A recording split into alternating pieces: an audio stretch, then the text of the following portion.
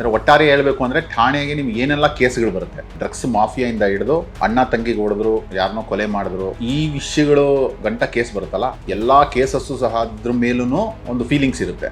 ಆ ಒಂದು ವಿಷಯನೇ ಮಾಡ್ತಾರೆ. ಎಕ್ಸ್ಪೆಕ್ಟೇಷನ್ಸು ತುಂಬ ಹೈನೇ ಇದೆ. ಇದು ಒಳ್ಳೆ ಒಂದು ಆ್ಯಕ್ಷನ್ ಪ್ಯಾಕ್ಡ್ ಸಿನಿಮಾ ಅಂತ ಹೇಳ್ಬೋದು. ಈ ಮೂವಿ ಯಾಕೆ ಒಪ್ಕೊಂಡೆ ಅಂದರೆ ಇದೊಂದು ಪಾತ್ರದ ಒಂದು ವಿಭಿನ್ನತೆ ಇದೆ. ಒಬ್ಬ ಇಡ್ಲಿ ಮಾರೋ ಹುಡುಗನ ಜೀವನದಲ್ಲಿ ಏನೇನಾಗುತ್ತೆ, ಯಾವ್ಯಾವ ಥರ ಬರುತ್ತೆ, ಅವನಿಗೆ ಬರುವಂಥ ಸಮಸ್ಯೆಗಳೇನು. ಬೇಕು ಅಂತ ಪಾತ್ರಗಳನ್ನು ಎಲ್ಲೂ ನಾವು ತಂದಿಲ್ಲ. ಅದೇ ಥರ ಪಾತ್ರಗಳು ಬೇಕು ಅಂತ ಹುಡುಕಿ ಅದನ್ನ ಕರ್ಕೊಂಡು ಬಂದಿದ್ದೀವಿ. ಕರ್ನಾಟಕ ರಾಜ್ಯದ ಎಷ್ಟು ಜಿಲ್ಲೆಗಳಿದೆ, ಎಲ್ಲ ಜಿಲ್ಲೆಯ ಕಲಾವಿದರು ಇದರಲ್ಲಿದ್ದಾರೆ. ಮತ್ತೀಗ ನಟನೆ ಅಂತ ಬಂತಂದರೆ ರಂಗಭೂಮಿಯಿಂದ ಕಲಾವಿದ ಆಗಿರೋದ್ರಿಂದ ತುಂಬ ನಾನು ಸ್ಟೇಜ್ ಫಿಯರ್ ಎಲ್ಲ ಕಳ್ಕೊಂಡಿದ್ದೀನಿ. ವಿಭಿನ್ನವಾದ ಪಾತ್ರಗಳು ರಂಗಭೂಮಿ ಸ್ಟೇಜ್ ಮೇಲೆ ಮಾಡಿರೋದ್ರಿಂದ ರೋಡಲ್ಲಿ ನೀನು ಎಲ್ಲೇ ನಿಂತ್ಕೊಂಡು ಮಾಡೋದ್ರೆ ನಮ್ಗೆ ಆ ಭಯ ಯಾವತ್ತೂ ಆಗಲಿಲ್ಲ. ಇಲ್ಲಿಂದ ಒಂದು 20 ವರ್ಷ ಹಿಂದಿನ ನಡೆಯುವಂತಹ ಕಥೆ ಇದೆ ಆ್ಯಕ್ಚುಲಿ. ಆದರೆ ನಾವು ಮಾಡಿದಂತಹ ಒಂದೂವರೆ ವರ್ಷದ ಇತ್ತೀಚೆಗೆ ಯಾವ ಕಟ್ಟಡಗಳು ಉಳ್ಕೊಂಡಿಲ್ಲ. ಮೋಸ್ಟ್ಲಿ ಯಾವ್ದನ ಒಂದು ಬೆಂಗಳೂರಿನ ರಿಸರ್ಚ್ ಸೆಂಟ್ರು ಈ ಟೈಮಲ್ಲಿ ಕಟ್ಟಡಗಳು ಇತ್ತು ಅಂತಂದ್ರೆ ನಮ್ಮ ಸಿನಿಮಾ ನೋಡಿದ್ರೆ ಸಿಕ್ಕಿದೆ. ಅಂದರೆ ಇಲ್ಲಿ ರಕ್ತಪಾತ ಹರಿಸೋದು, ಠಾಣೆ ಅಂತ ಕೇಳಿದ ತಕ್ಷಣ ರಕ್ತಪಾತ, ವಲಗರಿಟಿ, ಡೈಲಾಗ್ಗಳು, ಈ ಥರದ್ದು ಕೆಟ್ಟ ಭಾಷೆ ಬಳಸಿದ ಅದೆಲ್ಲೂ ಬಳಸಿಲ್ಲ. ಹಾಯ್ ಹಲೋ ಎಲ್ರಿಗೂ ನಮಸ್ಕಾರ. ನೀವು ನೋಡ್ತಾ ಇದ್ದೀರಾ ವಿಶ್ವವಾಣಿ ಸ್ಪೆಷಲ್. ನಾನು ವೈದೇಹಿ ಬಾಟಿ.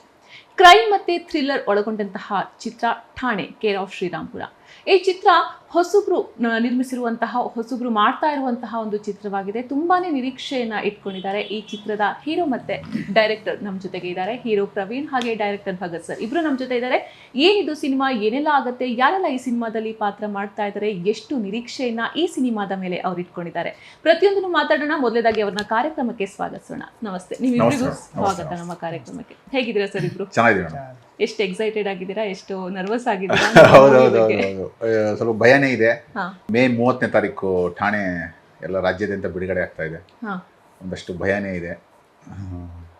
ಸೊ ಮಾತಾಡೋಣ ಸರ್. ಫಸ್ಟಿಗೆ ಇವಾಗ ನನಗೆ ಆ ಟೈಟಲ್ ನೋಡಿದ್ರೆ ಅನ್ಸುತ್ತೆ ಠಾಣೆ ಕೇರ್ ಆಫ್ ಶ್ರೀರಾಮ್ಪುರ ಅಂತಂದು. ಸೊ ನಮಗೆ ಫಸ್ಟಿಗೆ ನೋಡಿದಾಗ ಶ್ರೀರಾಮ್ಪುರದಲ್ಲಿರುವಂತಹ ಠಾಣೆ ಮೇಲೆ ಇದೊಂದು ಕತೆ ಹೋಗುತ್ತಾ ಅನ್ನೋದು ಒಂದು ಡೌಟ್ ಬರುತ್ತೆ. ಸೊ ಏನಿದು ಠಾಣೆ ಕೇರ್ ಆಫ್ ಶ್ರೀರಾಮ್ಪುರ?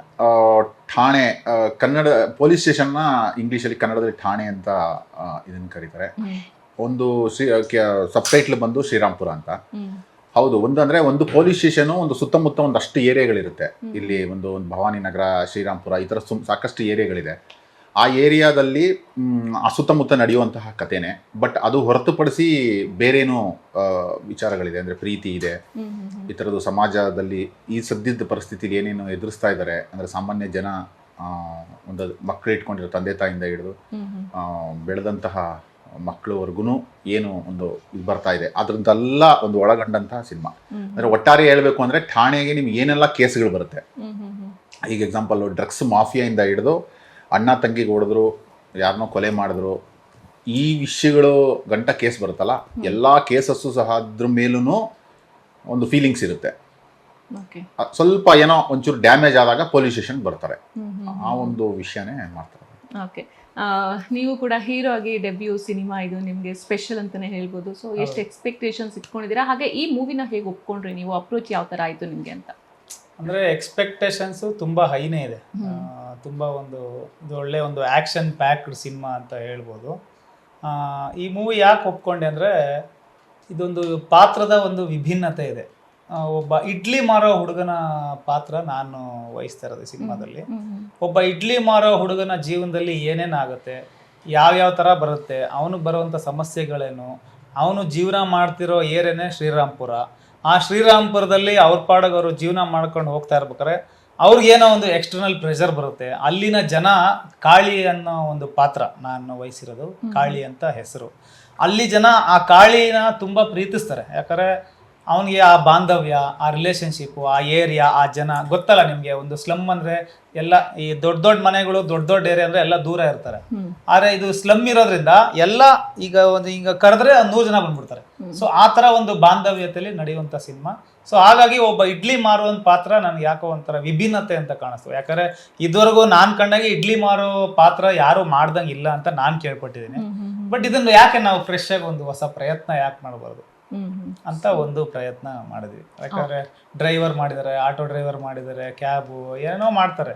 ಸೊ ಇದೊಂದು ಪಾತ್ರ ಮಾಡಿದ್ವಿ, ಚೆನ್ನಾಗಿ ಮಾಡಲಿ. ಓಕೆ, ಸೊ ನಾವು ಈಗ ಕ್ರೈಮ್ ಮತ್ತು ಥ್ರಿಲ್ಲರ್ ಅಂತ ನಾವು ನೋಡ್ತಾ ಹೋದರೆ ಮೂವೀಸಲ್ಲಿ ಹೀರೋಗೆ ಡಿಫ್ರೆಂಟ್ ಶೇಡ್ಸ್ ಇರುತ್ತೆ. ಒಂದಿಷ್ಟು ಟೈಮಲ್ಲಿ ಹೀರೋ ಸಾಫ್ಟ್ ಆಗಿರ್ತಾರೆ, ಅದಾದಮೇಲೆ ಅವರು ವಿಲನ್ ಆಗಿ ಅಥವಾ ಕ್ರೈಮಲ್ಲಿ ಕಡೆ ಅವ್ರದ್ದು ಜಾಸ್ತಿ ಹೋಗುತ್ತೆ ಫೋಕಸ್ಸು, ಇಲ್ಲಾಂದರೆ ಕ್ರೈಮಲ್ಲಿ ಇರ್ತಾರೆ ಅದಾದಮೇಲೆ ಸಾಫ್ಟಿಗೆ ಫೋಕಸ್ ಜಾಸ್ತಿ ಹೋಗುತ್ತೆ. ಸೊ ನಿಮ್ಮಲ್ಲೂ ಈ ಥರ ಶೇಡ್ಸ್ ಇದೆಯಾ ನಿಮ್ಮ ಪಾತ್ರದಲ್ಲಿ? ಇದೆ, ಖಂಡಿತವಾಗ್ಲೂ ಇದೆ. ಇದರಲ್ಲಿ 2 ಶೇಡ್ ಬರುತ್ತೆ. ಸ್ಟಾರ್ಟಿಂಗಲ್ಲಿ ಒಬ್ಬ ಇಡ್ಲಿ ಮಾರೋ ಹುಡುಗ ತುಂಬ ಸಾಫ್ಟ್ ಇರುತ್ತೆ ಕ್ಯಾರೆಕ್ಟ್ರು. ಆ ಜನಗಳು ಅಂದರೆ ಅವನಿಗೆ ಮದುವೆ ಆಗಿರುತ್ತೆ, ಅವನಿಗೆ ಲವ್ ಆಗುತ್ತೆ, ಮದುವೆ ಆಗುತ್ತೆ. ಗೊತ್ತಲ್ಲ, ಶ್ರೀರಾಮ್ಪುರದಲ್ಲೆಲ್ಲ ಲವ್ ಮಾಡೇ ಮದುವೆ ಆಗೋದು, ಯಾರು ಅರೇಂಜ್ ಮ್ಯಾರೇಜ್ ಎಲ್ಲ. ಸೊ ಹಾಗಾಗಿ ಅದೊಂದು ಏನೋ ಹುಡುಗರಿಗೆ ಶ್ರೀರಾಮ್ಪುರ ನಾವು ಲವ್ ಮಾಡೇ ಮದುವೆ ಆಗೋದಪ್ಪ, ಅರೇಂಜ್ ಎಲ್ಲ ನಮ್ಗೆ ಇಷ್ಟ ಆಗಲ್ಲ. ಸೊ ಆ ಥರ ಒಂದಿರುತ್ತೆ. ಅದೇ ಥರ ಇವನು ಕಾಳಿನೂ ಲವ್ ಮಾಡಿ ಲವಲ್ಲಿ ಬಿದ್ದು ಲವ್ ಮಾಡಿ ಮದುವೆ ಆಗ್ತಾನೆ. ಅವನದೊಂದು ಸಂಬಂಧ ಅಂತ ಕಟ್ಕೊತಾನೆ, ಅವನದೊಂದು ಜವಾಬ್ದಾರಿ ಕಟ್ಕೊತಾನೆ. ಅದು ಹೋಗ್ತಾ ಹೋಗ್ತಾ ಹೋಗ್ತಾ ಹೋಗ್ತಾ ಈ ಕ್ಯಾರೆಕ್ಟರೈಸೇಷನ್ ಇಂಟೆನ್ಸ್ ಆಗ್ತಾ ಹೋಗುತ್ತೆ. ಆಮೇಲೆ ಹೊರಗಡೆಯಿಂದ ಬರುವಂಥ ಈ pressure, external pressure, political pressure, family pressure. So ಇದನ್ನೆಲ್ಲ ಹೆಂಗೆ ಹ್ಯಾಂಡ್ಲ್ ಮಾಡ್ತಾನೆ. ಆ ಕಾಳಿ ಅನ್ನೋ ಒಬ್ಬ ಪಾತ್ರನ ಜನಗಳು ನಂಬ್ಕೊಂಡಿರೋ ಕಾಳಿ ಅವ್ರಿಗೇನು ಒಂದು ಜಸ್ಟಿಫಿಕೇಶನ್ ಕೊಡ್ತಾನೆ ಅನ್ನೋದೇ ಇದೊಂದು ಕಾಳಿ ಪಾತ್ರ. ಸರ್, ಆಸ್ ಅ ಡೈರೆಕ್ಟರ್ ನಿಮ್ಮನ್ನ ನಾನು ಕೇಳೋದಾಯ್ತಂದ್ರೆ, ಇವಾಗ ನಾನು ನೋಡಿದೆ ಒಂದು ಲೈನ್ ಸ್ಟೋರಿ ಏನಪ್ಪಾ ಅಂತಂದ್ರೆ, ಹಿಂದಿನ ಕಾಲದಲ್ಲಿ ಅಷ್ಟು ಮಾಧ್ಯಮ ಇರ್ತಾ ಇರಲಿಲ್ಲ, ಪೊಲೀಸ್ ಸ್ಟೇಷನ್ ಇರ್ತಾ ಇರಲಿಲ್ಲ, ಜನರು ನ್ಯಾಯ ಬೇಕು ಅಂತಂದ್ರೆ ಅವರೇ ಹೋರಾಡಬೇಕಾಗಿರುವಂತಹ ಒಂದು ಸಿಚುವೇಶನ್ ಇತ್ತು. ಅದೇ ತರ ಸಿಚುವೇಶನ್ ನಿಮ್ಮ ಸಿನಿಮಾದಲ್ಲಿ ನೀವು ತೋರಿಸ್ತಾ ಇದ್ದೀರಾ ಅಂತ ನಮಗೆ ಗೊತ್ತಾಯ್ತು. ಸೊ ಅದ್ರ ಬಗ್ಗೆ ಏನಾದರೂ ಹೇಳ್ಬೋದಾ? ಹೌದು ಮೇಡಮ್, ಅದೇ ನಾನು ಮೊದಲಿಗೆ ಹೇಳಿದ ಹಾಗೆ ಅಂದ್ರೆ ಪೊಲೀಸ್ ಸ್ಟೇಷನ್ ಏನು ಕೇಸ್ಗಳೆಲ್ಲ ಬರುತ್ತೆ ಆ ಕೇಸ್ ಮೇಲೆನೆ ಆಕ್ಚುಲಿ ಇದನ್ನ ಮಾಡಿರೋದು. ಆಮೇಲೆ ನಾವು ಏನೇ ಒಂದು ಸಣ್ಣ ವಿಚಾರಕ್ಕೆ ಏನೇ ಆದ್ರೂ, ಯಾರೇ ಆಗ್ಲಿ, ಸಣ್ಣವರಿಂದ ಹಿಡಿದು ದೊಡ್ಡವ್ರವರೆಗೂ ಏನೋ ಒಂದು ಸಣ್ಣ ಇನ್ಸಿಡೆಂಟ್ ಆಗಿದ್ದಂದ್ರೆ ಪೊಲೀಸ್ ಸ್ಟೇಷನ್ ಫೋನ್ ಮಾಡು, ನಡಿ ಪೊಲೀಸ್ ಸ್ಟೇಷನ್ಗೆ ಹೋಗೋಣ, ಆ ಥರದ್ದೇ ಫಸ್ಟು ಪೊಲೀಸ್ ಅವ್ರಿಗೆ ಅವ್ರನ್ನ ನಂಬಿಕೆ ಇಡುವಂಥದ್ದು. ಆ ಥರದ್ದು ಒಂದು ಆ ಪೊಲೀಸ್ ಸ್ಟೇಷನ್ಗೆ ಹೋಗೋಣ ಅಂತ ಹೇಳ್ತೀವಲ್ಲ, ಆ ನಂಬಿಕೆ ಇಟ್ಟಿವಲ್ಲ, ಅದ್ರ ಏನು ನಂಬಿಕೆ, ಆ ಥರದ ಮೇಲೇನೆ ಒಂದು ಕತೆ ಹೇಳ್ಕೊಂಡು ಹೋಗುತ್ತೆ ಮೇಡಮ್. ಸೊ ಡೆಬ್ಯೂ ಡೈರೆಕ್ಟರ್ ನೀವು ಕೂಡ ಈ ಮೂವಿಯಿಂದ ಬರ್ತಾ ಇರೋದಂತ ನಾವು ಕೇಳ್ಪಟ್ವಿ. ಸೊ ಇಲ್ಲ ಮೇಡಮ್, ಇದರಿಂದ ಒಂದು ಸೂಟ್ ಅಂತ ದ ಸೂಟ್ ಅಂತ ಒಂದು ಸಿನಿಮಾ ಮಾಡಿದ್ದೆ. ಲಾಸ್ಟ್ ಇಯರ್ May 17th ಅದು ರಿಲೀಸ್ ಆಗಿತ್ತು.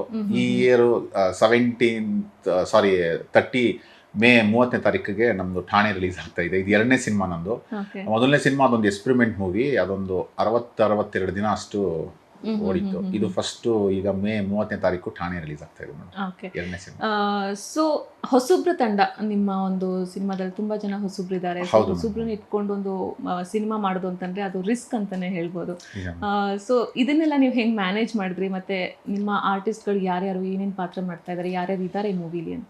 ಮೇಡಮ್, ಇದು ಫಸ್ಟ್ ಅಂದ್ರೆ ಒಂದು ಅಂದ್ರೆ ಬೇರೆ ಒಬ್ರು ಅಂದ್ರೆ ಹೆಸರಿರುವಂತಹ ನಾಯಕ ನಟರು ಬಂದಾಗ ಅದರಲ್ಲಿ ಸಾಮಾನ್ಯ ಕ್ಯಾರೆಕ್ಟರ್. ಆಕ್ಚುಲಿ ಕಾಳಿ ಅನ್ನೋ ಒಂದು ಪಾತ್ರ ಅದು ತುಂಬಾ ಸಾಮಾನ್ಯ ಕ್ಯಾರೆಕ್ಟರ್, ನಮ್ಮ ಜೊತೆಲಿ ದಿನನಿತ್ಯ ಓಡಾಡುವಂತಹ ಕ್ಯಾರೆಕ್ಟರ್. ನಾವೆಲ್ಲ ಹೇಗೆ ಕುತ್ಕೊಂಡು ಮಾತಾಡ್ತಾ ಇದೀವಿ ಹೀಗೆ ಮಾತಾಡ್ತಾ ಇರೋದು.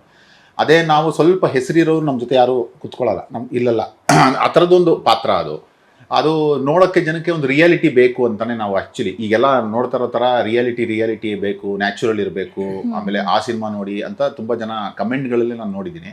ಅದಕ್ಕೋಸ್ಕರ ಅದು ಹೊಸಬರು ಒಬ್ಬ ನಾಯಕ ನಟನಾಗೆ ಇರಬೇಕು ಆ ಕಾಳಿ ಪಾತ್ರ ಅನ್ನೋದಕ್ಕೆ ಇತ್ತು. ಅದಕ್ಕೆ ಕಾಳಿ ಅವರು ಅದು ಒಂದು, ಅದರ ಜೊತೆ ಅವರ ಪ್ರೇಮಿಯ ಪಾತ್ರ ಬಂದು ಹರಿಣಾಕ್ಷಿ ಅಂತ ಮೈಸೂರವರು. ಅವರು ರಂಗಭೂಮಿ ಮತ್ತು ಭರತನಾಟ್ಯ ಕಲಾವಿದೆ ಕೂಡ, ಅವರು ನಿಭಾಯಿಸ್ತಾ ಇದ್ದಾರೆ. ಆಮೇಲೆ ಬಲರಾಜವಾಡಿ ಅಂತ ಒಬ್ಬರು, ಎಲ್ಲರಿಗೂ ಗೊತ್ತಿರುತ್ತೆ, ಒಂದು 170 ಸಿನಿಮಾ ಅವರು ಆ್ಯಕ್ಚುಲಿ ಆ್ಯಕ್ಟ್ ಮಾಡಿದ್ದಾರೆ. ತಮಿಳು, ತೆಲುಗು ಎಲ್ಲ ಭಾಷೆಯಲ್ಲೂ ಮಾಡಿದ್ದಾರೆ. ಈಗ ಕಾಂತಾರದಲ್ಲೂ ಮಾಡ್ತಿದ್ದಾರಂತೆ, ಅವರು ಮಾಡ್ತಿದ್ದಾರೆ. ಆಮೇಲೆ ರೋಹಿತ್ ನಾಗೇಶ್ ಅಂತ ಅವರೊಂದು ಹೀರೋ ಆಗಿ ಅವರು, ಮತ್ತು ಕುಲ್ದೀಪು, ಆಮೇಲೆ ಭೀಷ್ಮ ರಾಮಯ್ಯ, ಆಮೇಲೆ ಹರ್ಷಿತ್ ಗೌಡ, ಆಮೇಲೆ ಈ ಥರದ್ದು ಇಡೀ ಪ್ರಕಾಶಂ ತಂಡನೇ, ಸಂತೋಷ್ ಕರ್ಕಿ, BV ರಾಜಾರಾಮು, ಈ ಥರದ್ದಿದೆ. ಬಟ್ ಬೇಕು ಅಂತ ಪಾತ್ರಗಳನ್ನು ಎಲ್ಲೂ ನಾವು ತಂದಿಲ್ಲ. ಅದೇ ಥರ ಪಾತ್ರಗಳು ಬೇಕು ಅಂತ ಹುಡುಕಿ ಅದನ್ನ ಕರ್ಕೊಂಡು ಬಂದಿದ್ದೀವಿ ಸುಮಾರು. ಅಂದರೆ ಇದರಲ್ಲಿ ಒಂದು ಇದು ಅಂತಂದರೆ, ಕರ್ನಾಟಕ ರಾಜ್ಯದ ಎಷ್ಟು ಜಿಲ್ಲೆಗಳಿದೆ, ಎಲ್ಲ ಜಿಲ್ಲೆಯ ಕಲಾವಿದರು ಇದರಲ್ಲಿದ್ದಾರೆ. ಎಲ್ಲರನ್ನೂ ಹುಡ್ಕೊಂಡು ಬಂದಿದ್ದೀವಿ. ನೀವು ಯಾವ ಹೆಸರು ಹೇಳಿದ್ರೆ ಆ ಊರಿನ ಕಲಾವಿದರು 100% ಇದ್ದಾರೆ. ಹೊನ್ನಾವರದಿಂದ ಇದ್ರು, ಕಾಸರಗೋಡಿಂದ ಇರೋದು, ಬೆಳಗಾವಿ, ನೀವು ಎಲ್ಲೇ ತಗೊಂಡ್ರು ನಿಮಗೆ ಒಂದು ಪಾತ್ರ ಬೇಕಿತ್ತು, ಸ್ವಲ್ಪ ಪೈಲ್ವಾನ್ ಪಾತ್ರ. ನಾನು ಆ ಫೇಸ್ಬುಕ್ಕಲ್ಲಿ ಕೆಲವೊಂದು ಸರ್ಚ್ ಮಾಡಿದಾಗ ಒಬ್ಬರು, ನೀವು ಶಶಿಧರ್ ಹಿರೇಮಠ್ ಅಂತ ನೀವು ಏನನ್ನ ಸರ್ಚ್ ಮಾಡ್ಬೋದು. ಅವರು ಸ್ವಲ್ಪ ಈ ಚಂದ್ರಶೇಖರ್ ಆಜಾದ್ ಸ್ವತಂತ್ರ ಹೋರಾಟಗಾರರ ಒಂದು ಫೋಟೋಶೂಟನ್ನು ಮಾಡಿಸಿ ಹಾಕೊಂಡಿದ್ರು. ನಾನು ಅವ್ರಿಗೆ ಅಪ್ರೋಚ್ ಮಾಡಿದೆ, ನನಗೆ ಹಂಗೆ ಇರ್ಬೇಕಾ ಮೀಸೆ ಗೀಸೆ ಎಲ್ಲ ಚಂದ್ರಶೇಖರ್ ಆಜಾದ್ ಥರನೇ ಅವರು ಬಿಟ್ಟಿದ್ರು. ಸರಿ, ನಾನು ಅದು ಅಪ್ರೋಚ್ ಮಾಡಿದೆ, ಸರ್ ಒಂದು ಪಾತ್ರ ಮಾಡಿ ನಮ್ಮ ಸಿನಿಮಾದಲ್ಲಿ, ಒಂದು ಪೈಲ್ವಾನ್ ಪಾತ್ರ ಅಂತ. ಅವರು ಮಹಾರಾಷ್ಟ್ರ ಬಾರ್ಡ್ರಲ್ಲಿ ಇರೋದು ಅವ್ರ ಮನೆ. ಹ್ಮ್ ಹ್ಮ್ ಸರಿ ಇಲ್ಲ ಸರ್ ನಾನು ಸಿನಿಮಾದಲ್ಲೆಲ್ಲ ಮಾಡಲ್ಲ ಹಾಗೆ ಹೀಗೆ ಅಂದರು. ಇಲ್ಲ ನೀವು ದಯವಿಟ್ಟು ಮಾಡಿ ಅಂತ ಕೇಳಿದೆ. ಇಲ್ಲ ಮಾಡಲ್ಲ ಅಂದರು. ಆಮೇಲೆ ಸರಿ ಅವ್ರು ನನಗೆ ಫಾಲೋ ಅಪ್ ಮಾಡ್ತಿದ್ದೆ. ಒಂದಿನ ಅವರು ಬೆಂಗಳೂರಲ್ಲಿ ಇದ್ದೀನಿ ಅಂತ ಯಾವುದೋ ಒಂದು ಫೋಟೋ ಹಾಕಿದ್ರು. ಸರಿ ನಾನು ಅವ್ರನ್ನ ಹೋಗಿ ಡೈರೆಕ್ಟಾಗಿ ಮೀಟ್ ಮಾಡಿದೆ.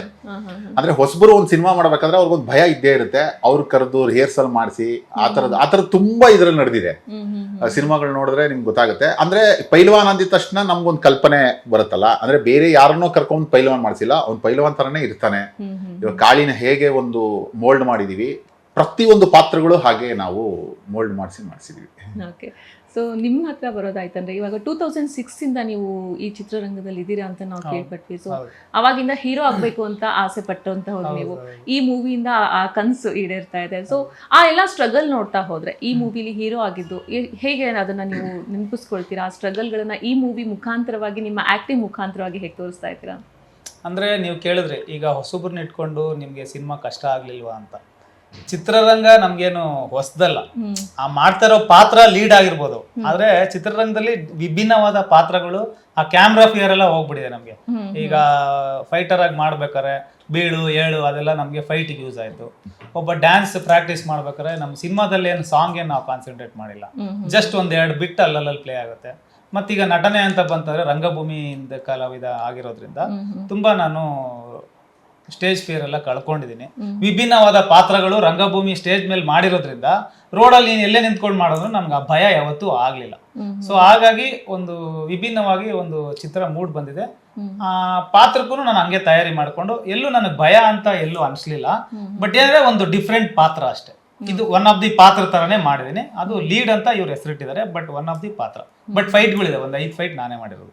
ಓಕೆ, ಸೊ ನನಗೆ ಅದು ಹೇಗೆ ನಿಮ್ಮಿಬ್ರದ್ದು ಭೇಟಿ ಆಯ್ತು, ಆಮೇಲೆ ಈ ಪಾತ್ರಕ್ಕೆ ಅವ್ರನ್ನೇ ಸೂಟ್ ಮಾಡೋದು ತಗೋಬೇಕಂತ ಹೇಗೆ ಅನ್ಸಿದ್ದು, ನೀವು ಹೆಂಗೆ ಇವ್ರಿಗೆ ಅಪ್ರೋಚ್ ಮಾಡಿದ ತಕ್ಷಣ ಒಪ್ಕೊಂಡ್ರಿ? ಸೊ ಆ ಒಂದು ಪ್ರಾಸೆಸ್ ಹೇಳೋದಾಯ್ತು ಅಂದ್ರೆ ಇದು ಪ್ರೊಡ್ಯೂಸರ್ ಆಲ್ರೆಡಿ ಫಿಕ್ಸ್ ಆಗ್ಬಿಟ್ಟಿದ್ರು. ಸೊ ಒಂದು ಒಳ್ಳೆ ಕತೆ, ಚಿತ್ರಕಥೆನ ನಾವು ಹುಡುಕ್ತಾ ಇದ್ವಿ. ನಾವು ಎಲ್ಲ ವಾಟ್ಸಪ್ಪು, ಫೇಸ್ಬುಕ್ಕು ಎಲ್ಲ ಕಡೆ ನಾವು ಒಂದು ವಿಭಿನ್ನವಾಗೇ ಮಾಡಬೇಕು ಅಂತ ತುಂಬ ಪ್ರಯತ್ನ ಪಟ್ಟೆ. ಎಷ್ಟೋ ಜನ ರೆಸ್ಪಾಂಡೇ ಮಾಡಲಿಲ್ಲ. ಇವ್ರೇನು ಸಿನಿಮಾ ಮಾಡ್ತಾರೆ, ಇವ್ರೇ ಚಿಕ್ಕ ಸಿನಿಮಾ, ದುಡ್ಡು ಈಗ ಗೊತ್ತಲ್ಲ, ಸಿನಿಮಾ ಮಾಡ್ಬೇಕಂದ್ರೆ ಲಕ್ಷಾಂತರ ರೂಪಾಯಿ, ಕೋಟ್ಯಾಂತರ ರೂಪಾಯಿ ಖರ್ಚಾಗುತ್ತೆ. ಎಲ್ಲರೂ ಒಂದಷ್ಟು ಜನ ನೆಗ್ಲೆಕ್ಟ್ ಮಾಡಿದ್ರು.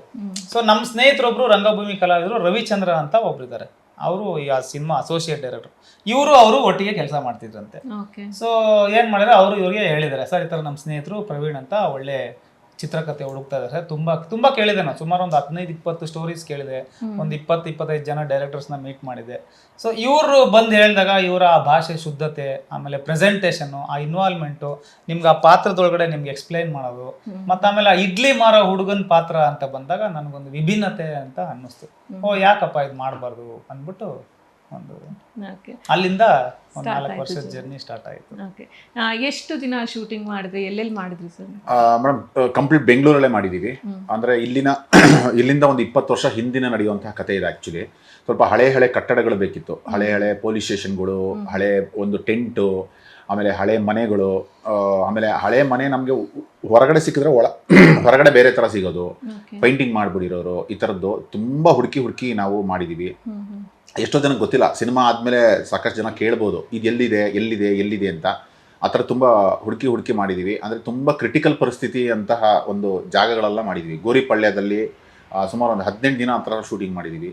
ಆಮೇಲೆ ಶ್ರೀರಾಮ್ಪುರ ಸ್ಲಮ್ಗಳು, ಆಮೇಲೆ ತುಂಬ ಕಡೆ ವಿಜಯನಗರ ಸ್ಲಮ್ಮು, ಆಮೇಲೆ ಇಲ್ಲೊಂದು ವಿದ್ಯಾರ್ಥಿ ಭವನ ಚಾಮರಾಜಪೇಟೆ ಆಪೋಸಿಟಲ್ಲಿ ಒಂದು ತುಂಬ ಭಯಂಕರವಾಗಿದೆ. ಅಲ್ಲಿ ಈಗ ನೋಡಿದ್ರೂ ಇದೆ. ಸುಮಾರು ಒಂದು 20 ನಾಯಿಗಳು, ರಾಕ್ಷಸ ಥರ ನಾಯಿಗಳು ಸಾಕೊಂಡಿದ್ದಾರೆ. ಆ ಜಾಗ ಬೇಕಿತ್ತು, ತುಂಬ ಚೆನ್ನಾಗಿತ್ತು. ಅದು ಒಂಥರ ಸ್ಟ್ರೀಟ್ ಥರ ಇದೆ. ಅದು ತುಂಬ ಜನ ಶೂಟಿಂಗ್ ಮಾಡಬೇಕು ಅಂತ ಹೋಗಿ ನಾಯಿ ಬಂದು ಇದನ್ನು ಅಟ್ಯಾಕ್ ಮಾಡಿರೋದು ಇದೆ ಅಂತ ಹೇಳಿದ್ರು. ನಾವು ಸುಮಾರು ಒಂದು 3-4 ದಿನ ಅಲ್ಲೇ ಶೂಟಿಂಗ್ ಮಾಡಿದ್ದೀವಿ. ಸಾಕಷ್ಟು ಈ ಥರದ್ದು ಮಾಡಿದ್ದೀವಿ. ಆದರೆ ನಾವು ಮಾಡಿದಂತಹ 1.5 ವರ್ಷದ ಇತ್ತೀಚೆಗೆ ಯಾವ ಕಟ್ಟಡಗಳು ಉಳ್ಕೊಂಡಿಲ್ಲ. ಮೋಸ್ಟ್ಲಿ ಯಾವ್ದನ ಒಂದು ಬೆಂಗಳೂರಿನ ರಿಸರ್ಚ್ ಸೆಂಟ್ರು ಈ ಟೈಮಲ್ಲಿ ಕಟ್ಟಡಗಳಿತ್ತು ಅಂತಂದ್ರೆ ನಮ್ಮ ಸಿನಿಮಾ ನೋಡಿದ್ರೆ ಸಿಗುತ್ತೆ. ಈ ಪ್ಲೇಸ್ ಇದೆ, ಇದಿತ್ತು, ಈ ಜಾಗದಲ್ಲಿ ಇತ್ತು ಅಂತ ತೋರ್ಸೋದಕ್ಕೆ ಏನಾದರೂ ಬಳಸ್ಕೋಬೋದೇನೋ. ಆ ಥರದ್ದು ಒಂದು ತುಂಬ ಹಳೆ ಕಟ್ಟಡಗಳು, ಹಳೆ ಜಾಗ. ಆಮೇಲೆ ಚಾಮರಾಜಪೇಟೆಯಲ್ಲಿ ಒಂದು ಮನೆ ಇತ್ತು. ಅದು ಸುಮಾರು ಒಂದು 250 ವರ್ಷದ ಹಳೆ ಮನೆ ಅಂತದ್ದು. ನಮಗೆ ಗೊತ್ತೇ ಇಲ್ಲ, ಕೇಸ್ ನಡೀತಾ ಇತ್ತು. ಅವ್ರ ಹತ್ರ ಹೋಗಿ ಪರ್ಮಿಷನ್ ತಗೊಂಡು ಅವ್ರು ಕೇಳು ಇವ್ರು ಕೇಳು ಅಂತ ಕೇಳಿ ಆ ಮನೆ ಒಳಗಡೆ ಶೂಟ್ ಮಾಡಿದೀವಿ. ಅಂದ್ರೆ ಅದು ಇವತ್ತು ಅದರಲ್ಲಿ ಹೊಡೆದಾಕಿ ಇವತ್ತು ಒಂದು ಫ್ಲಾಟ್ ಏನೋ ಕಟ್ತಾ ಇದ್ದಾರೆ, ಅದು ಇಲ್ಲ. ಆಮೇಲೆ ಒಂದು ಶಾಮಣ್ಣ ಗಾರ್ಡನ್ ಅಂತ ಒಂದು ಗೋರಿಪಳ್ಳಿ ಒಳಗಡೆ ಹೋದ್ರೆ ಎಷ್ಟೋ ಜನಕ್ಕೆ ಅಲ್ಲೊಂದು ಟೆಂಟ್ ಇದೆ ಅಂತಾನೆ ಗೊತ್ತಿಲ್ಲ. ಆ ಟೆಂಟ್ ಹುಡ್ಕೊಂಡಂಗ್ ಮಾಡ್ದೋ, ಇವತ್ತು ಆ ಟೆಂಟ್ ಇಲ್ಲ. ಈ ತರದ್ದು ಒಂದಷ್ಟು 53 ದಿನ ಶೂಟಿಂಗ್ ಮಾಡಿದ್ವಿ ಮೇಡಮ್. ಬೆಂಗಳೂರಲ್ಲಿ ಹಳೆ ಬಿಲ್ಡಿಂಗ್ಸ್ ಗಳದೆಲ್ಲ ನೋಡ್ಬೇಕಂತಾನೆ ನಿಮ್ ಸಿನಿಮಾದಲ್ಲಿ ನಮಗೆ ಹೌದು ಮೇಡಮ್, ಖಂಡಿತ. ಅಂದ್ರೆ ಇಲ್ಲಿ ರಕ್ತಪಾತ ಹರಿಸೋದು, ಠಾಣೆ ಅಂತ ಕೇಳಿದ ತಕ್ಷಣ ರಕ್ತಪಾತ, ವಲ್ಗರಿಟಿ, ಡೈಲಾಗ್ಗಳು, ಈ ತರದ್ದು ಕೆಟ್ಟ ಭಾಷೆ ಬಳಸಿದ ಅದೆಲ್ಲೂ ಬಳಸಿಲ್ಲ ನಾವು. ಆ ವಿಜುವಲ್ ಅಲ್ಲಿ, ಆ ಹೀರೋಸಮ್ ಅನ್ನೋದ್ರಲ್ಲಿ, ಆ ಥರದ್ದು ಇದರಲ್ಲಿ ನಾವು ಒಂದು ಸ್ವಲ್ಪ ರಾನೆಸ್ ಅನ್ನ ತೋರಿಸಿದೀವಿ ಹೊರತು ರಕ್ತ ಹರ್ಸೆ ತೋರಿಸ್ಬೇಕು, ಲಾಂಗಲ್ ಒಬ್ಬನ ಹೊಡೆದು ಅವನನ್ನ ನರಳಿಸಿ ತೋರಿಸ್ಬೇಕು, ಆ ಥರದ್ದೆಲ್ಲ ಅದನ್ನ ಮಾಡ್ಲೇಬಾರ್ದು ಅಂತ ಫಸ್ಟ್ ನಾವು ಸ್ಕ್ರಿಪ್ಟ್ ಮಾಡ್ಬೇಕಾದ್ರೆ ಯೋಚನೆ ಮಾಡಿದೆ ಮೇಡಮ್. ಠಾಣೆ ಅನ್ನೋದು ಒಂದು ಆಕ್ಷನ್ ಸಿನಿಮಾ, ಓಕೆ, ಬಟ್ ಎಲ್ಲವೂ ಆಕ್ಷನ್. ಇವಾಗ ನಾವು ಏನೋ ಒಂದು ಸಡನ್ ಆಗಿ ನಾವ್ ಯಾವ್ದೋ ಒಂದು ಕಲರ್ ನೋಡಿದಾಗ್ಲೂ ನಮ್ಗೆ ಒಂದ್ ಸ್ವಲ್ಪ ಭಯ ತರ ಹುಡ್ಸುತ್ತೆ. ಇವಾಗ ಯಾವ್ದೋ ಬಟ್ಟೆ ಅಂಗಡಿಗೆ ಹೋಗ್ಬಿಟ್ಟು ರೆಡ್ ಕಲರ್ ಅಯ್ಯೋ ಬೇಡಪ್ಪ ಅಂತೀವಿ, ಅವ್ರೇನ್ ನಮ್ಗೆ ಹೊಡಿಯಲ್ಲ, ಬೈದಿಲ್ಲ, ಬಟ್ ಕಲರಿಂಗಲ್ಲೂ ನಮ್ಗೆ ಒಂದು ಭಯ ಹುಡ್ಸೋವಂಥದ್ದು. ಯಾವ ತರ ಬೇಕಾದ್ರೂ ತೋರಿಸ್ಬೋದು ಅನ್ನೋದಕ್ಕೆ ಇಲ್ಲಿ ನಾವು ಅದೇ ತರದ್ದು ಹೇಳ್ತೀವಿ. ಐಟಮ್ ಸಾಂಗ್ ಇಲ್ಲ, ರಕ್ತಪಾತ ಇಲ್ಲ, ಒಂದು family oriented cinema. UA certificate ಬಂದಿದೆ, ತುಂಬಾ ನೀಟಾಗಿದೆ ಸಿನಿಮಾ. ಒಂದು ಒಳ್ಳೆ, ತುಂಬಾ ಜನ ನೋಡಿದ್ರು. ಸುರೇಶ್ ಅರಸ್ ಅಂತ ಒಬ್ರು ಲೆಜೆಂಡ್ ಎಡಿಟರ್ ಇದನ್ನ ಎಡಿಟ್ ಮಾಡಿದ್ದಾರೆ. ಅವ್ರು ಹೇಳಿದ್ದು ಪ್ರಕಾರನು ತುಂಬಾ ಚೆನ್ನಾಗಿದೆ. ಅಂದ್ರೆ ಬಲರಾಜವಾಡಿ ಆಕ್ಟ್ ಮಾಡಿದ್ದಾರೆ, ಅವರು ಡಬ್ಬಿಂಗ್ ಆದ್ಮೇಲೆ ಹೇಳೋದಂಥದ್ದು. ತಮಿಳಿನ ದಳಪತಿ ತರದ್ದು ನನಗೆ ಫೀಲ್ ಆಗುತ್ತೆ. ಆ ದಳಪತಿ ಅಂತಂದ್ರೆ ಹಾಗೆ, ಅದ್ರಲ್ಲಿ ರಕ್ತಪಾತ ಇಲ್ಲ, ಏನೂ ಇಲ್ಲ, ಆ ರಾನೆಸ್ ಇದೆ. ರಜನಿಕಾಂತ್ ಅವರು, ಮಣಿರತ್ನಂ ಮತ್ತೆ ಮಮ್ಮಟಿ ಅವರ ಒಂದು ಅದು ಫೀಲ್ ಆಗ್ತಾ ಇದ್ ನನಗೆ ಅಂತ ಅವ್ರು ಹೇಳಿದ್ದು. ಸೊ ಆಬ್ವಿಯಸ್ಲಿ ಆಕ್ಷನ್ ನಿಮ್ದು ಜಾಸ್ತಿನೇ ಇದೆ ಅಂತ ಕೇಳ್ಪಟ್ವಿ ನಾವು ಸಿನಿಮಾದಲ್ಲಿ. ಸೊ ಆದ್ರೆ ನಿಮ್ಗೆ ಆಕ್ಷನ್ ಮೇಲೆ ಸ್ವಲ್ಪ ಜಾಸ್ತಿ ಒಲವು ಅಂತಾನು ಕೂಡ ಕೇಳ್ಪಟ್ಟಿದ್ದೀವಿ. ಸೊ ಎರಡು ಒಟ್ಟಿಗೆ ಕೂಡ್ಕೊಂಡು ಬಂದಿರೋದ್ರಿಂದ ಒಳ್ಳೆ ಆಕ್ಷನ್ ನಾವು ಸಿನಿಮಾದಲ್ಲಿ ನೋಡ್ಬೋದು ನಿಮ್ ಕಡೆಯಿಂದ. ಸೊ ಅದ್ರ ಮೇಲೆ ಯಾವ ತರ ವರ್ಕೌಟ್ ಮಾಡಿದ್ರೆ ಆಕ್ಷನ್ ಹೇಳ್ಕೊಟ್ಟಿರೋದು, ಮಾಸ್ಟರ್ಸ್ ಬಗ್ಗೆ ಹೇಳೋದಾದ್ರೆ? ಅದೇ ನಾನು ಲಾಸ್ಟ್ ಕಳೆದ ಬಾರಿ ಹೇಳಿದಾಗ್ಲೂ ಸಹ 2007ರಲ್ಲಿ ನಾನು ವಿಜಯ ಫಿಲಮ್ ಇನ್ಸ್ಟಿಟ್ಯೂಟಲ್ಲಿ ಕೋರ್ಸ್ಗೆ ಜಾಯ್ನ್ ಆಗ್ತೀನಿ, 1 year ಫಿಲಮ್ ಆಕ್ಟಿಂಗ್ ಕೋರ್ಸ್ಗೆ. ಅಲ್ಲಿ ನನಗೆ ಕೌರವ ವೆಂಕಟೇಶ್ ಮಾಸ್ಟ್ರು ಪರಿಚಯ ಆಗ್ತಾರೆ. ನಮ್ಮ ಸ್ನೇಹಿತರೆಲ್ಲ ಕ್ಲಾಸ್ ನಡೀತಿರುತ್ತೆ, ಬಂದ್ಬಿಟ್ಟು ಬೆಡ್ಡೆಲ್ಲ ಹಾಕ್ಬಿಟ್ಟು ಪ್ರಾಕ್ಟೀಸ್ ಮಾಡ್ತಿರ್ತಾರೆ. ಎಲ್ಲೋ ಕಲ್ತ್ಕೊಂಡ್ರೆ ನನ್ನ ಜೊತೆನೇ ಇದ್ದಲ್ಲ ಅಂದ್ರೆ, ಇಲ್ಲ ಕೌರವ ಮಾಸ್ಟರ್ದಲ್ಲಿ ಒಂದು ಫೈಟ್ ಕ್ಲಾಸ್ ಇದೆ, ನಾವಲ್ಲಿ ರಾತ್ರಿ ಹೋಗಿ ಪ್ರಾಕ್ಟೀಸ್ ಮಾಡ್ಕೊ ಬಂದ್ಬಿಟ್ವಿ ಅಂತ. ಅಯ್ಯೋ ನಮ್ಗೆ ಗೊತ್ತಿಲ್ಲದೆ ಹೋಗ್ಬಿಟ್ರೆ ಅಂದ್ಬಿಟ್ಟು ನಾನು ಇಮಿಡಿಯೇಟ್ ಆಗಿ ಅಪ್ರೋಚ್ ಮಾಡ್ಬಿಡ್ತೀನಿ ಅವ್ರನ್ನ. ಸೊ ಅವ್ರದ್ದೊಂದು ಫೈಟ್ ಕ್ಲಾಸ್ಗೆ ಜಾಯ್ನ್ ಆಗ್ತೀನಿ. ಅಲ್ಲಿ ಜಾಯ್ನ್ ಆದಾಗ ಈಗ ವಾರದಲ್ಲಿ 1-2 ದಿವಸ ಅಷ್ಟೇ ಕ್ಲಾಸ್ ಇರ್ತಿದ್ವಿ, ಯಾಕಂದ್ರೆ ಅವರು ಸಿನಿಮಾ ಶೂಟಿಂಗ್ ಬಹಳ ಬಿಸಿ ಇದ್ರು. ವಾರದಲ್ಲಿ 5-6 ದಿವಸ ಶೂಟಿಂಗ್ ಮಾಡೋರು. ಸೊ ಬೆಳಗ್ಗೆ ಹೊತ್ತೊಂದು 6ರಿಂದ 8 ಗಂಟೆವರೆಗೂ ಫೈಟ್ ಕ್ಲಾಸ್ ಅಲ್ಲಿ ಇರೋರು, 8 ಗಂಟೆ ಮೇಲೆ ಶೂಟಿಂಗ್ ಹೋಗ್ಬಿಡೋರು. ಸೊ ನಾವು ಫೈಟ್ ಕ್ಲಾಸ್ ಮುಗಿಸ್ಕೊಂಡು ಮನೆಗೆ ಹೋಗ್ತಿರ್ಲಿಲ್ಲ, ಸೀದಾ ಅವ್ರ ಹಿಂದೆನೆ ಹೋಗ್ಬಿಡ್ತಿದ್ವಿ. ಅವ್ರು ಹೋಗಿ ಅವ್ರು ಮಾಡುವಂತ ಸಿನಿಮಾಗಳು, ಆಕ್ಷನ್ ಸೀಕ್ವೆನ್ಸ್ಗಳು ಎಲ್ಲ ಪಕ್ಕದಲ್ಲಿ ಹತ್ರದಿಂದ ಗಮನಿಸಿ, ಆಮೇಲೆ ಒಬ್ಬ ಫೈಟರ್ಗೆ ಏನೇನ್ ಬೇಕು ತಯಾರಿ ಅದೆಲ್ಲ ಮಾಡ್ಕೊಂಡು ಒಂದಷ್ಟು ಸಿನಿಮಾಗಳು ಅವ್ರು ನನ್ನ ಆಕ್ಟರ್ ಆಗೂ ನಟನೆ ಮಾಡ್ತಿದ್ದಾರೆ, ಫೈಟರ್ ಆಗೂ ಯೂಸ್ ಮಾಡಿದ್ದಾರೆ. ಮತ್ತೆ ಒಂದೊಂದ್ಸತಿ ಫೈಟ್ ಮಾಸ್ಟರ್ಗಳು ಬರ್ತಿರ್ಲಿಲ್ಲ, ಅಸಿಸ್ಟೆಂಟ್ಗಳು ಬರ್ತಿರ್ಲಿಲ್ಲ, ಅವಾಗೆಲ್ಲ ನಾನೆಲ್ಲ ಸಂಯೋಜನೆ ಎಲ್ಲ ಮಾಡ್ಕೊಡ್ತಿದ್ದೆ. ಸೊ ಫೈಟ್ ಒಂದು 10-15 ವರ್ಷದ ಗ್ರಿಪ್ ಇದೆ. ಸೊ ದಿನ ರೆಗ್ಯುಲರ್ ಕ್ಲಾಸ್ಗೆ ಹೋಗೋದು, ಡೈಲಿ ಓಡು ಗ್ರೌಂಡಲ್ಲಿ ಒಂದು 4-5 ರೌಂಡ್ ಹೋಗ್ಬಿಟ್ಟು ಒಂದಷ್ಟು ಸಮ್ಮರ್ ಸಾಲ್ಟು ಅದೆಲ್ಲ ಕಾಟ್ ವೀಲು ಎಲ್ಲ ಪ್ರಾಕ್ಟೀಸ್ ಮಾಡಿ, ಕಿಕ್ಸ್ ಇರ್ಬೋದು ಎಲ್ಲ ಜಿಮ್ನಾಸ್ಟಿಕ್ ಎಲ್ಲೂ ಯೂಸ್ ಮಾಡಿಲ್ಲ. ನಾನು ಸ್ವಲ್ಪ ಸೇಫ್ಟಿಗೋಸ್ಕರ ರೋಪ್ಸ್ ಎಲ್ಲ ಹಾಕಿದ್ರೆ, ಅದ್ ಬಿಟ್ರೆ ಡೂಪ್ ಎಲ್ಲ ಇಲ್ಲ, ಒರಿಜಿನಲ್ ನಾವೇ ಮಾಡಿದ್ವಿ. ಸೊ ಯಾವ ತರದ ಆಕ್ಷನ್ ನಾವು ನೋಡ್ಬೋದು, ಬಿಕಾಸ್ ಇವಾಗ ಒಂದು ಮೂವಿ ಆಕ್ಷನ್ ಮೂವಿ ಅಂದ ತಕ್ಷಣ ನಮಗೊಂದು ಎಕ್ಸ್ಪೆಕ್ಟೇಷನ್ ಇರುತ್ತೆ, ಈ ತರದ ಆಕ್ಷನ್ಸ್ ನಾವು ನೋಡಬಹುದು ಅಂತಂದು. ನಿಮ್ಮಲ್ಲಿ ತುಂಬಾ ನಿಮಗೆ ಇದು ತುಂಬಾ ಒಳ್ಳೆ ಆಕ್ಷನ್ ಆಗಿದೆ ಅಂತ ಅನ್ಸಿದ್ದು, ನಾವು ಯಾವ ತರ ಆಕ್ಷನ್ ನೋಡ್ಬೋದು ನಿಮ್ಮ ಮೂವಿಲಿ ಅಂತ? ಅಂದ್ರೆ ಈಗ ಆ ತರ ಹೇಳಕ್ ಹೋದ್ರೆ ನಿಮ್ಗೆ ಎಕ್ಸ್ಪೆಕ್ಟೇಷನ್ ಜಾಸ್ತಿ ಆಗ್ಬಿಡುತ್ತೆ. ಈಗ KGF ಆಕ್ಷನ್ ಅಲ್ವಾ, ಸೊ ಆ ತರ ರೇಂಜ್ಗೆ ಹೋಗ್ಬಿಡುತ್ತೆ. ಆದ್ರೆ ನಮ್ದು ಒಂದು ಮೀಡಿಯಂ ರೇಂಜ್ ಸಿನಿಮಾ ಆದ್ರೂ ಆ ರೇಂಜ್ಗೆನೆ ಮಾಡಿದೀವಿ. ಈಗ ನಮ್ಗೆ ಕೌರವ ವೆಂಕಟೇಶ್ ಫೈಟ್ ಮಾಸ್ಟರ್, KGFಗೆಲ್ಲ ನಿಮ್ಗೆ ಅಬ್ರಾಡ್ ಇಂದ ಬಂದಿರು ಫೈಟ್ ಮಾಸ್ಟರ್. ಸೊ ನಮ್ಮ ಏನು ಅವೈಲಬಿಲಿಟಿ ಇದೆ, ನಮ್ಮ ಗುರುಗಳೇ ಆಗಿರೋದ್ರಿಂದ ನನ್ನ ಸ್ಟ್ರೆಂತ್ ವೀಕ್ನೆಸ್ ಅವರೆಲ್ಲ ನೋಡ್ಕೊಂಡಿದ್ರು. ಆಮೇಲೆ ಇನ್ನೊಬ್ರು ಟೈಗರ್ ಶಿವು ಅಂದ್ಬಿಟ್ಟು ಅವರು ವಿದ್ಯಾಪೀಠ ಸರ್ಕಲ್ ಅಲ್ಲಿ ಅವ್ರದ್ದೊಂದು ಫೈಟ್ ಕ್ಲಾಸ್ ಇದೆ. ಸಿನಿಮಾ ಶೂಟಿಂಗ್ ಯಾವಾಗ ಡಿಕ್ಲೇರ್ ಆಯ್ತು, ಕೌರವ ಮಾಸ್ಟರ್ದು ಫೈಟ್ ಕ್ಲಾಸು ಅವಾಗ ಡೆಮಾಲಿಷ್ ಮಾಡ್ಬಿಟ್ಟಿದ್ರು. ಸೊ ಈಗ ನಾನು ಪ್ರಾಕ್ಟೀಸ್ ಮಾಡಬೇಕು, ಮನೇಲೆ ಮಾಡ್ಕೊಡ್ತಿದ್ದೆ ಅವಾಗೆಲ್ಲ. ಆಮೇಲೆ ಸಿನಿಮಾ ಸ್ಟಾರ್ಟ್ ಆದಾಗ ಏನ್ ಮಾಡ್ತಿದ್ದೆ, ಆ ಟೈಗರ್ ಶಿವುದೊಂದಿದೆ ಫೈಟ್ ಕ್ಲಾಸ್, ಅಲ್ಲಿ ಚೆನ್ನಾಗಿ ಅಲ್ಲೂ ಒಂದು 6-8 ತಿಂಗಳು ತಯಾರಿ ಮಾಡಿ ಸಿನಿಮಾಗೋಸ್ಕರನೇ ಫುಲ್ಲು ವೆಯ್ಟ್ ರಿಡ್ಯೂಸ್ ಮಾಡಿ ಒಂದು 75 kg ಸ್ಟಾರ್ಟಿಂಗ್ ಸಿನಿಮಾ ಓಪನ್ ಆದಾಗ 75 kg ಇರ್ತೀನಿ. ಆಮೇಲೆ ಇನ್ನೊಂದು ಕ್ಯಾರೆಕ್ಟರ್ ಓಪನ್ ಆದಾಗ ಅಲ್ಲಿ ಒಂದ್ ಸ್ವಲ್ಪ ವೆಲ್ ಬಿಲ್ಟ್ ಆಗಿ ಮಾಸ್ ಅಪೀಲ್ ಇರುತ್ತೆ, ಮಾಸ್ ಕ್ಯಾರೆಕ್ಟರ್. ಸೊ ಆ ತರ ಎಲ್ಲ ಒಂದು ತಯಾರಿ ಮಾಡ್ಕೊಂಡಿದ್ದೀನಿ. ಓಕೆ, ಸೊ ಅವಾಗಲೇ ಹೇಳಿದ್ರು ಸರ್ ಹಾಡುಗಳಿಗೆ ಅಷ್ಟು ಒತ್ತು ಕೊಟ್ಟಿಲ್ಲ ಅಂತ, ಬಟ್ ಒಂದ್ ಹಾಡು ತುಂಬಾ ಚೆನ್ನಾಗಿ ಮೂಡ್ ಬಂದಿದೆ, ಮಾನಸ ಹೊಳ್ಳ ಅವರು ಸಂಗೀತ. 2 ಹಾಡು ತುಂಬಾ ಚೆನ್ನಾಗಿದೆ. ಹೌದು, ರಾಜೇಶ್ ಕೃಷ್ಣ ಅವ್ರು ಹಾಡಿದ್ದಾರೆ. ಹೌದು. ಅವರು ರಾಜೇಶ್ ಕೃಷ್ಣ ಅವರು ತುಂಬಾ ಮೆಚ್ಕೊಂಡ್ರು ಆ ಹಾಡನ್ನ. ಅವತ್ತು ತುಂಬಾ ಸುಮಾರು ಒಂದು 2 ಗಂಟೆ ಕಾಲ ಅವರು ಮನೆಯಲ್ಲೇ ಮಾತಾಡ್ತಾ ಕೂತಿದ್ರು. ಆಮೇಲೆ ಇನ್ನೊಂದು ಸಾಂಗ್ ಬಂದು ಮೋಟಿವೇಶನ್ ಸಾಂಗ್ ಮಕ್ಳು ಹಾಡಿದ್ದಾರೆ, ಸರಿಗಮ ಮಕ್ಕಳು ಅಚಿಂತ್ಯ, ಜನ್ಯ ಅವರೆಲ್ಲ ಹಾಡಿದ್ದಾರೆ. ತುಂಬಾ 2 ಹಾಡಂತೂ ತುಂಬಾ ಚೆನ್ನಾಗಿ ಮಾಡ್ಕೊಟ್ಟಿದ್ದಾರೆ. ಇದಂತೂ ಮಹಿಳಾ ಪ್ರಧಾನ ಚಿತ್ರ. ನಾನೇನು ಹೇಳಿದೆ ಕುಟುಂಬ ಅಂತ. ಮಹಿಳಾ ಪ್ರಧಾನ ಚಿತ್ರ ಏನಕ್ಕೆ ಅಂತಂದ್ರೆ, ಮೊದಲನೇದಾಗಿ ಪ್ರೊಡ್ಯೂಸರು ನಿರ್ಮಾಪಕರು ಬಂದು ಗಾಯತ್ರಿ ಅಂತ ಅವರು ಮಹಿಳೆ, ಹಾಗೆ ಮಾನಸ ಹೊಳ್ಳ ಅವರು ಮಹಿಳೆ. ಅದಾದ್ಮೇಲೆ ಇದಕ್ಕೆ ಹಾಡು ಬರೆದವ್ರು ರೆಮೋ, ಮಜಾ ಟಾಕೀಸ್ ರೆಮೋ ಒಂದು ಹಾಡು ಬರೆದಿದ್ದಾರೆ ಅವರು ಅಷ್ಟೇ. ಆಮೇಲೆ ಮಕ್ಕಳು ಹಾಡಿದ್ದಾರೆ, 5 ಜನ ಮಕ್ಕಳು, 4 ಜನ ಹೆಣ್ಮಕ್ಳೇ. ಅದೊಂದು ಮಹಿಳಾ ಪ್ರಧಾನ ಚಿತ್ರ. ಖಂಡಿತ ಇದು ಅಂದ್ರೆ ಓವರ್ ಆಗಿ ಅಂದ್ರೆ ಒಂದು ಗಂಡಿನ ಯಶಸ್ಸಿನಿಂದ ಒಂದು ಹೆಣ್ಣಿರ್ತಾರೆ ಅಂತಾರಲ್ಲ, ಆತರ ಈ ಚಿತ್ರದ ಯಶಸ್ಸಿನಿಂದ ಖಂಡಿತವಾಗ್ಲೂ ಅಷ್ಟು ಜನ ಹೆಣ್ಮಕ್ಳಿದ್ದಾರೆ ಅಂತ. ಓಕೆ, ಸೊ ಇದೆಲ್ಲ ನೋಡ್ತಾ ಹೋದ್ರೆ ಒಂದ್ ಕಡೆ ನಿಮ್ಮ ಮೂವೀಸು ಆಕ್ಷನ್ ಥ್ರಿಲ್ಲರ್ ಮೂವೀಸು, ಇನ್ನೊಂದ್ ಕಡೆ ನಮ್ಗೆ ಇವಾಗ ಎಲ್ಲ ಒಂದಿಷ್ಟು ಮೂವೀಸ್ನ ನೋಡಿ ನಮಗೆ ಹೆಂಗಾಗ್ಬಿಟ್ಟಿದೆ ಅಂತಂದ್ರೆ, ಇವಾಗ ಕ್ರೈಮು ಥ್ರಿಲ್ಲರ್ ಅಂದ ತಕ್ಷಣ ಅಲ್ಲೊಂದು ಎಮೋಷನಲ್ ಇರುತ್ತೆ, ಒಂದು ತಾಯಿ ಎಮೋಷನ್ಸ್ ಇರುತ್ತೆ, ಹೆಂಡತಿ ಎಮೋಷನ್ಸ್, ಆ ಥರದೊಂದು ಎಮೋಷನ್ಸ್ ಇರುತ್ತೆ. ಅದನ್ನು ಕೂಡ ನಿಮ್ಮ ಮೂವಿಲಿ ಇದೆಯಾ? ಆ ಥರ ಎಮೋಷನ್ಸ್ ಇದೆ ಮೇಡಮ್, ಖಂಡಿತ ಇದೆ. ಇಲ್ಲಿ ಇವರು ಹೇಳಿದ ಹಾಗೆ ಒಂದು ನಾಯಕ ಕಾಳಿ ಅನ್ನೋರು ಒಂದು ಹಸಿವನ್ನ ಇಡ್ಲಿ ಮಾರ ಅಂತ. ಇವಾಗ ಸುಮ್ಮನೆ ಜನಸಾಮಾನ್ಯ ತುಂಬಾ ಜನ ನೋಡಿದಾರೋ ಇಲ್ಲ ಗೊತ್ತಿಲ್ಲ, ಈ ಮಾರ್ಕೆಟ್ಗಳಲ್ಲಿ ಅಲ್ಲಿ ಇಲ್ಲಿ ಹೋದ್ರೆ ಅವರು ಬೆಳಗ್ಗೆ ನಾವು ತರಕಾರಿ ನಾವು ಇಲ್ಲಿ ಬೆಂಗಳೂರಲ್ಲಿ ಕರೆಕ್ಟಾಗಿ ನಾವು ತಿನ್ಬೇಕು ಅಂದ್ರೆ ಬೆಳಗ್ಗೆ 3 ಗಂಟೆ 2:30-3 ಗಂಟೆಗೆ ಬರುತ್ತೆ ಮಾರ್ಕೆಟ್ಗೆ. ತುಂಬಾ ಜನ ಅಲ್ಲಿ ಹೆಣ್ಮಕ್ಳು ಅವರು ಇವರು ತುಂಬಾ ಜನ ಅಲ್ಲಿ ಕಾಯ್ಕೊಂಡಿದ್ದು ನಿದ್ದೆಗೆಟ್ಟು ಅನ್ಲೋಡ್ ಮಾಡ್ಕೊಂಡು ನಮಗ್ ತರಕಾರಿಗಳನ್ನ ಬೆಂಗಳೂರಿಗೆಲ್ಲ ಸಪ್ಲೈ ಮಾಡ್ತಾರೆ. ಅವ್ರಿಗೇನು ಅಂತಂದ್ರೆ ಸಪ್ಲೈ ಮಾಡೋದೇ ಅವರು ಹೋಟ್ಲಿಗೆ ಊಟ ಮಾಡಕ್ ಟೈಮ್ ಇರಲ್ಲ ಅವ್ರಿಗೆ ಇಡ್ಲಿ ದೋಸೆ ಈ ತರದ್ದು ಮಾರೋರು ಅವ್ರ ಬ್ಯಾಗ್ಗಳೆಲ್ಲ ಹಾಕೊಂಡು ಹೋಗಿ ಮಾರ್ಕೊಂಡು ಬರ್ತಾರೆ. ಅವರೆಲ್ಲ ಸುಮ್ಮನೆ ನೋಡ್ಬೋದು, ಬಾಪ ಹೊಟ್ಟೆ ಹಸಿತಾ ಇದೆ, ಈ ಥರದೆಲ್ಲ ಮಾತುಗಳು ಆಗ್ತಿರುತ್ತೆ.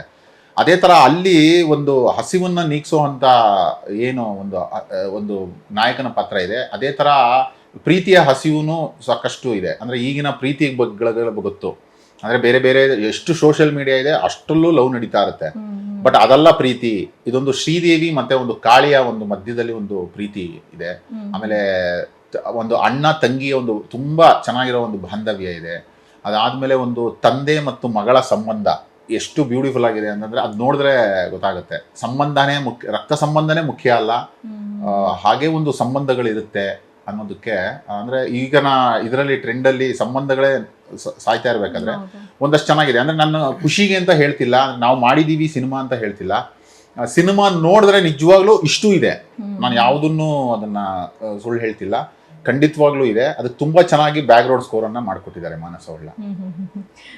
ಒಂದು ಸಿನಿಮಾದಲ್ಲಿ ಆಕ್ಟ್ ಮಾಡ್ಬೇಕು ಅಂತಂದ್ರೆ ಅದು ಹೀರೋಗಿ ನೀವು ಆಕ್ಟ್ ಮಾಡ್ತಾ ಇದ್ದೀರಾ. ಸೊ ಎಲ್ಲ ಆ್ಯಂಗಲಲ್ಲೂ ನೀವು ಯೋಚನೆ ಮಾಡಬೇಕಾಗತ್ತೆ. ಬಿಕಾಸ್ ಇವಾಗ ಈ ಒಂದು ಕಾಳಿ ಅಂತ ಕ್ಯಾರೆಕ್ಟರ್ ಮಾಡ್ತಾ ಇದ್ದೀರಾ ಅಂದರೆ ನಿಮ್ಮ ಸುತ್ತಮುತ್ತ ಇರುವಂತಹ ಜನರು, ಆಮೇಲೆ ಇವಾಗ ಶ್ರೀರಾಮ್ಪುರದ ಆ ಒಂದು ಕಾನ್ಸೆಪ್ಟ್ ಇಟ್ಕೊಂಡು ಮಾಡ್ತಾ ಇರೋದ್ರೆ ಅಲ್ಲಿ ಜನ ಯಾವ ಥರ ಇರ್ತಾರೆ, ಅವರ ಬಿಹೇವಿಯರ್ ಯಾವ ಥರ ಇರುತ್ತೆ, ಬಾಡಿ ಲ್ಯಾಂಗ್ವೇಜ್ ಯಾವ ಥರ ಇರುತ್ತೆ, ಪ್ರತಿಯೊಂದನ್ನು ಒಂದು ಸ್ವಲ್ಪ ರಿಸರ್ಚ್ ಮಾಡಬೇಕಾಗತ್ತೆ. ಅವ್ರು ಯಾವ ಥರ ಇರ್ತಾರೆ, ಅವ್ರ ಜೊತೆ ಹೆಂಗೆ ನಾವು ಮಿಂಗಲ್ ಆಗಬೇಕು ಅಂತ.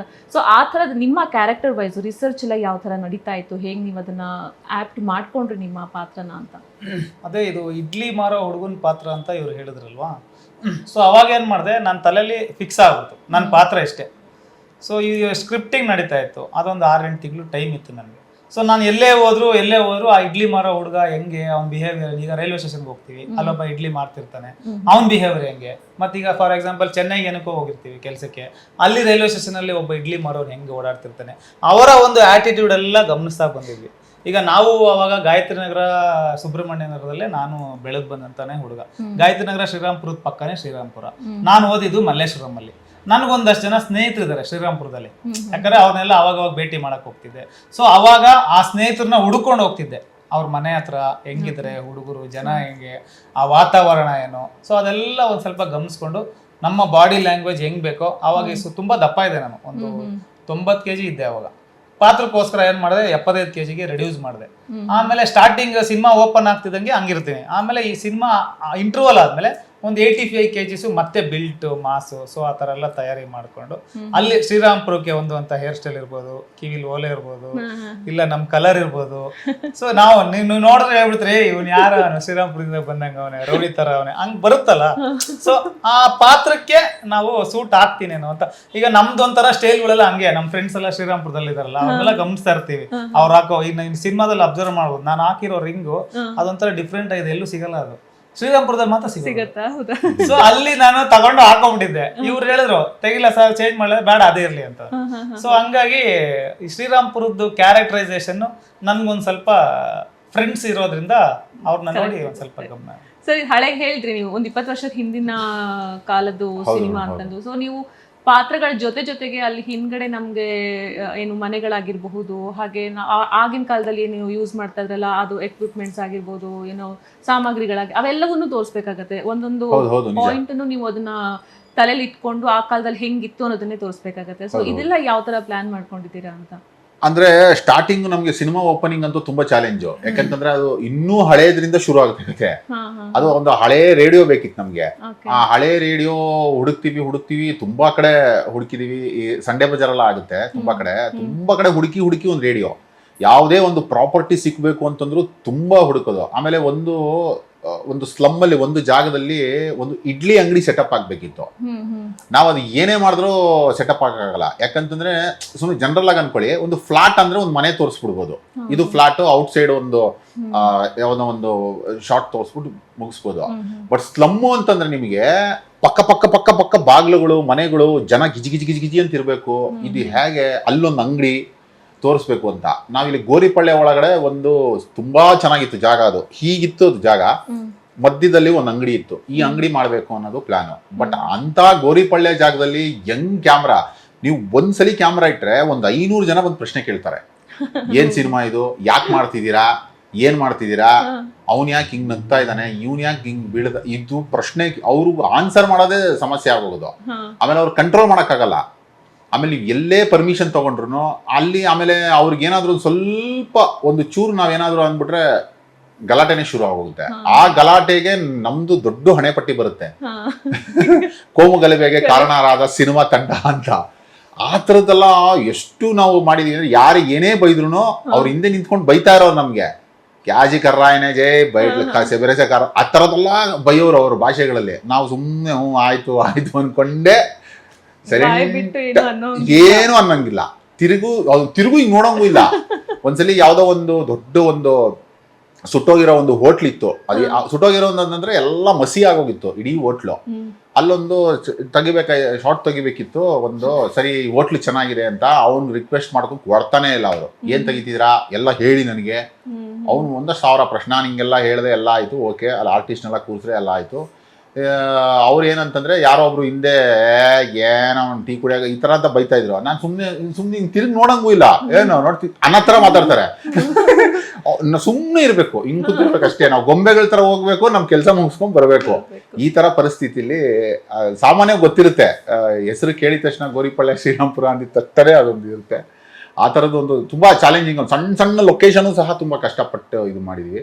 ಅದೇ ಇಡ್ಲಿ ಅಂಗಡಿನೂ ಸಹ ಅಷ್ಟೇ.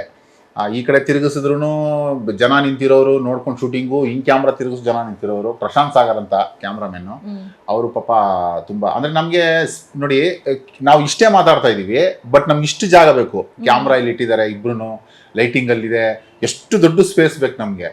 ಅಂದ್ರೆ ಆ ತರದ್ದು ನಮ್ಗೆ ಶೂಟಿಂಗ್ ಮಾಡಕ್ ಇನ್ನ ಜನ ನಿಂತಿರ್ಬೇಕು. ನಾವ್ ಇಷ್ಟೇ ಇಡ್ಲಿ ಅಂಗಡಿ ತೋರಿಸಿದ್ರು ನಮ್ಗೆ ತುಂಬಾ ದೊಡ್ಡ ಜಾಗ ಬೇಕು. ಅದು ಒಂದ್ ಸ್ವಲ್ಪ ಚಾಲೆಂಜಿಂಗ್ ಆಗಿತ್ತು, ಮಾಡಿದೀವಿ. ಅದೊಂದು ಖುಷಿ ಇದೆ. ಸೊ ಈಗ ಹೊಸಬ್ರು ಸಿನಿಮಾ ಅಂದ ತಕ್ಷಣ ಒಂದಿಷ್ಟು ಸಪೋರ್ಟ್ ಬೇಕಾಗುತ್ತೆ. ಸಿನಿಮಾ ಇಂಡಸ್ಟ್ರಿಯಿಂದ ಆಗಿರ್ಬೋದು, ಬೇರೆ ಕಡೆಯಿಂದ ಆಗಿರ್ಬೋದು, ಒಂದು ಜನಗಳಿಗೆ ತಲುಪೋದಕ್ಕಾದ್ರೂ ಒಂದು ಸಪೋರ್ಟ್ ಸಿಸ್ಟಮ್ ಅಂತ ಬೇಕಾಗುತ್ತೆ. ಸೊ ನಿಮಗೆ ಯಾವ ತರ ಸಪೋರ್ಟ್ ಸಿಗುತ್ತೆ ಸರ್? ಮೇಡಮ್, ಇದು ಪೋಸ್ಟರ್ ಬಂದು ಧ್ರುವ ಸರ್ಜಾ ಅವರು ರಿಲೀಸ್ ಮಾಡಿಕೊಟ್ರು ಮೇಡಮ್. ಬಹಳ ಖುಷಿಯಿಂದ ರಿಲೀಸ್ ಮಾಡಿಕೊಟ್ರು. ಆಮೇಲೆ ತುಂಬಾ ಇಂಪ್ರೆಸ್ ಆದ್ರು ಅವರು. ಅದು ಪೋಸ್ಟರ್ ಎಲ್ಲ ನೋಡ್ಬಿಟ್ಟು, ಇವ್ ನೋಡಿರ್ಬೋದು ನೀವು, ಅದೊಂದು ಬಿಡಿ ಹಿಂಗೆ ಬಾಯಲ್ಲಿ ಇಟ್ಕೊಂಡಿರೋದು, ತಲೆಗೆ ಒಂದು ಬಟ್ಟೆ ಕಟ್ಟಿ ಅದನ್ನ ಪೋಸ್ಟರ್ ರಿಲೀಸ್ ಮಾಡಿ ಅವರು ಸುಮಾರು ಜನಕ್ಕೆ ಅಲ್ಲಿರೋ ಅವ್ರ ಫ್ರೆಂಡ್ಸ್ಗೆಲ್ಲ ಹೇಳಿದ್ರು, ನೋಡೋ ಪೋಸ್ಟರ್ ಹಿಂಗಿದೆ, ಹಿಂಗೆ ಅಂದ್ರೆ ಅವ್ರು ಹೇಳೋ ಅರ್ಥ ಏನು ಅಂತಂದ್ರೆ, ನಾನು ಈ ತರ ಮಾಡಕ್ ಏನ್ ನಮ್ಗೆ ಅನ್ನೋ ತರ ಇತ್ತದು. ಓಕೆ ಖುಷಿ ಪಟ್ರು ಪಾಪ. ಹಾ. ಅವರು ಮತ್ತೆ ಹೀರೋಯಿನ್ ಫೋಟೋ ಒಂದು ಪೋಸ್ಟರ್ ಮಾಡಿಸಿದ್ದು, ಅದು ತುಂಬಾ ನ್ಯಾಚುರಲ್, ಎಲ್ಲ ಬ್ರೌನಿಶ್ ಅಲ್ಲೇ ಹೋಗಿದೀವಿ. ಆ ಸಿನಿಮಾ ಏನ್ ಕಲರಿಂಗ್ ಬರುತ್ತೆ ಅದೇ ಕಲರ್ ಅಲ್ಲೇ ಪೋಸ್ಟರ್ಗಳು ಹೋಗುತ್ತೆ. ಓಕೆ ಹಾ. ಪೋಸ್ಟರ್ ಏನ್ ತೋರಿಸ್ತಿದೀವಿ ಸಿನಿಮಾದಲ್ಲೂ ಅದೇ ಇರುತ್ತೆ. ಅಂದ್ರೆ ಇಲ್ಲಿ ಏನೋ ಕಲರ್ ತೋರಿಸಿ ಅಲ್ಲಿ ಏನೋ ಮಾಡಿಲ್ಲ, ಅದು ನೀಟಾಗಿ ಹಾಗೆ ಇದೆ. ಧ್ರುವ ಸರ್ಜಾ ಅವ್ರು ಮಾಡಿಕೊಟ್ರು. ಆಮೇಲೆ ಒಂದಷ್ಟು ಆರ್ಟ್ ಆಫ್ ಲಿವಿ ರವಿಶಂಕರ್ ಗುರುಜಿ ಅವರು ಪೋಸ್ಟರ್ನ ರಿಲೀಸ್ ಮಾಡಿಕೊಟ್ರು. ಒಂದಷ್ಟು ಜನ ಅದರಲ್ಲಿ ನಮಗೆ ಒಂದಷ್ಟು ಜನ ಬೈಟ್ಸ್ಗಳು ಕೊಟ್ಟಿದ್ದಾರೆ. ಆಲ್ರೆಡಿ ನಾವು ಸೋಷಿಯಲ್ ಮೀಡಿಯಾ ಪ್ರಚಾರಕ್ಕೆ ಬಳಸ್ಕೊಂಡಿದ್ದೀವಿ.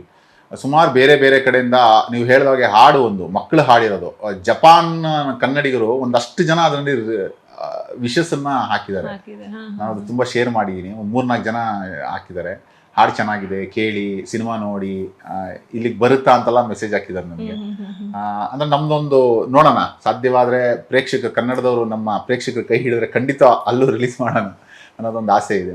ಓಕೆ, ಸೊ ಡೆಬ್ಯೂ ಹೀರೋ ಆಗಿ ಮಾಡ್ತಾ ಇರುವಂತಹ ಈ ಸಿನಿಮಾ, ಇದಾದ್ಮೇಲೆ ನಿಮ್ಮ ಒಂದು ಕರಿಯರಲ್ಲಿ ಎಷ್ಟು ಮಟ್ಟಿಗೆ ಗ್ರೋತ್ ಸಿಗ್ಬೋದು ಈ ಒಂದು ಪಾರ್ಟಿಂದ ಅಂತ ನಿಮಗೆ ಅನ್ಸುತ್ತೆ?